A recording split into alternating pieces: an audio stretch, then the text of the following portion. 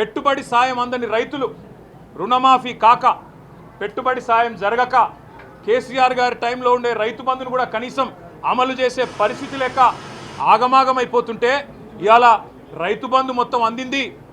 అది మాత్రమే కాకుండా రైతు కూలీలకు కూడా సాయం చేస్తున్నామని చెప్పి గవర్నర్ గారి నోటెంబడ ఇవాళ అబద్ధాలు చెప్పించడం అంటే గవర్నర్ గారికి కూడా అవమానం. ఇది వారు కూడా గుర్తించాలని చెప్పి కూడా మేము కోరుతా ఉన్నాం.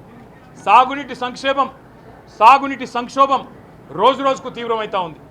కేవలం కేసీఆర్ గారి మీద గుడ్డి ద్వేషంతో, మా పార్టీ మీద గుడ్డి కోపంతో అక్కడ మేడిగడ్డను రిపేర్ చేయకుండా 15 నెలలు ఎండబెట్టడం వల్ల ఇవాళ మొత్తం గోదావరి పరివాహక ప్రాంతంలో ఎండిపోతున్న ప్రతి ఎకరా పంటకు బాధ్యత తీసుకోవాల్సింది రేవంత్ రెడ్డి అనే ఈ ముఖ్యమంత్రి.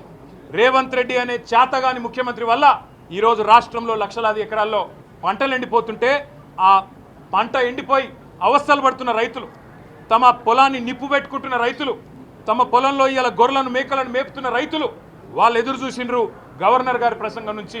ఒక్క మాటన్న వస్తుందేమో, మేము పంటలను ఎండిపోకుండా కాపాడుతాం, మేమున్నాం, ఈ ప్రభుత్వం భరోసా ఇస్తున్నది, మీకు రిపేర్ చేస్తాం మేడిగడ్డను, ఇన్ని రోజులు కేసీఆర్ గారి మీద గుడ్డి కోపంతో తప్పు చేసినాం అని ప్రాయశ్చిత్తం చేసుకుంటారు అనుకున్నాం. ఆ సోయి కూడా ఈ ప్రభుత్వానికి లేదు. కనీసం ఒక్క మాట మాత్రంగా కూడా ఎండుతున్న పంటలు, సాగునీటి సంక్షోభం, 480 మంది రైతుల ఆత్మహత్యలు, వాటి గురించి ఒక్క మాట కూడా మాట్లాడకపోవడం అంటే రేవంత్ రెడ్డి ప్రభుత్వం యొక్క ప్రాధాన్యతలు ఎట్లా ఉన్నాయో దీన్ని బట్టే అర్థం చేసుకోవచ్చు.